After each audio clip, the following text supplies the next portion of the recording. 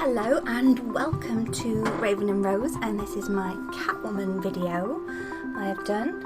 I'm starting off by showing you a close-up of the Catwoman cowl face mask that I made. I bought the pattern for the basic mask from Lostwax. I'll pop a link down below, and then added the Raven skull and those leaves for, not leaves, they're feathers.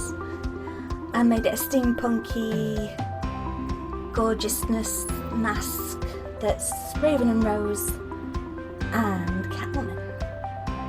So for Christmas I got a face casting kit. So the first thing I did was make a kitty nose. I did a pretty poor job of it, but in the end it worked out. So practice, practice, practice. So I've applied some Aqua glue down the middle of my nose to pop the prosthetic on, line it up properly down the middle, and then round the edges to make sure that it's all stuck down. I've used just the handle of a brush just to try and give it that circular look.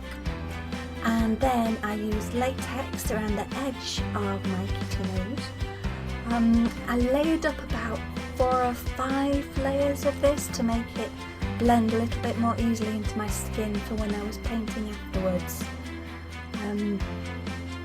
It is a little time consuming, but it's worth doing to get a better effect when you're finished. And you need to let each layer dry before you add the next layer on. That's super important, otherwise if it gets bumpy it tears up some of the dry latex, and then you put wet latex on top and you're left with little lumps and bumps, which aren't what you're looking for. Unless you are looking for lumps and bumps. Okay, so I'm popping on my concealer. Please forgive all my spots. The alginate must have had something in it that caused me to have a breakout. I'm popping on a base of a pretty neutral powder and popping that all over my socket, and then going in with a brown just around my socket to highlight and bringing it out into a V shape, so a more elongated eye look. Every so often you'll see one of the little cheeks puffs as I'm breathing through my nose. Then going in with a dark colour, black, probably the darkest colour. That's my dogs going nuts at the postwoman. So yeah, I'm taking that onto the inner corner of the eye and around the socket and the outer eye, blending it out, and then popping a lovely shimmery look. Sorry, I'm distracted by that postwoman. A lovely shimmery look in the centre of my eye. And just patting that on. Okay, you can't be Catwoman without a cat eye. And this Catwoman's having a big cat eye. I love big cat eyes. They look so beautiful. And then of course curling. Yeah, I just sniffed. And then mascara. Just checking I've got it the right way round. And then just pulling and blending below now that my mascara is dry there. And then we start painting the kitty face, which will make that prosthetic look a little less odd. So I'm going in just with white paint, not going all over my forehead. I haven't done my eyebrows because the mask that I use covers all that up, so there's absolutely no point in applying it there. And then going in with my little feathery brush to create little tiny hairs. Going in with a light brown first. Found that if I layer loads and loads of different layers on, it gives a more authentic hair look. So there will be lots of little layers and lots of different colours going on.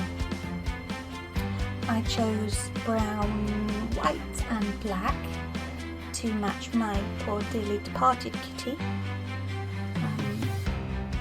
The kitty I have at the moment is complete ginger, so I didn't think ginger would really do it for me. So there we go, I've sped it up so that you can see it's just all over. the black it's more clear, the effect you get.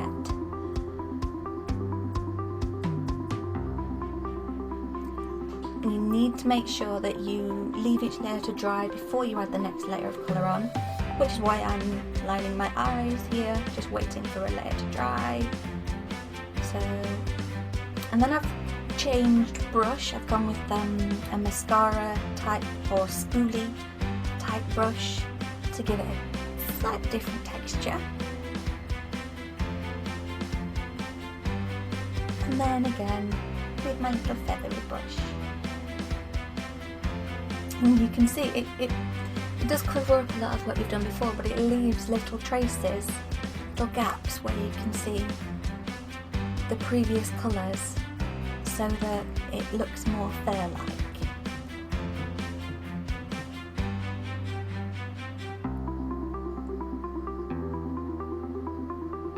Not going in as heavy here. And then I'm using a little fine detail brush to go over with the white to blend that muslin a little bit more and just make it highlight the white a little bit. Okay, so now I'm painting that kitty nose. I'm using a pink and I'm just going darker around the edges and pulling it in towards the middle. As you can see, it looks much more like a kitty now. And then I'm using my sponge to add on a little bit of light brown to the muzzle area. That helps blend it in as well and makes it look much more like I wanted it to. So again, now I'm going in with powders so that I can blend the powders together. I promise you why I'm doing my chin at this point. So there we go, black powder. In exactly the same way as I was doing with the detail brush with the face paint. Oh, I still had a little bit of a cold, so as I was sniffing every so often you see my left cheek deflate. Okay, so now I'm adding in some browns.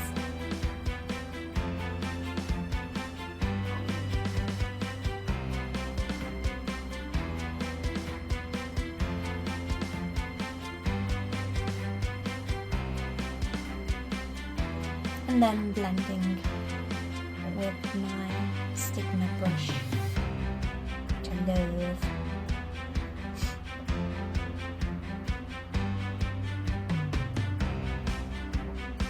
And then I am dotting on my muzzle where my little kitty whiskers would come from.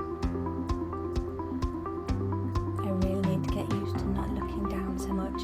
And then I decided, you know what, my kitty wouldn't have lovely pale pink lips, she'd have red lips. Of course Catwoman has dark red lips. It's a bit silly of me. Okay, so I'm just shading around the nose area now to make it stand out a little bit. And then there we go, I've put my little hat on. And you can see that I've also added some whiskers in metal. They're little wire whiskers. And you can just see them. And they just puncture through the latex really easily.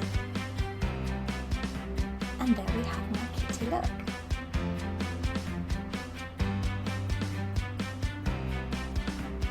Looking very serious. But I was still portly while I was filming this bit. And the funny thing is, when I breathe in through my nose and, yep, there we go, it touches my whiskers. So thank you for watching. All the products are listed below. Any comments would be welcome and I would love to hear back from you.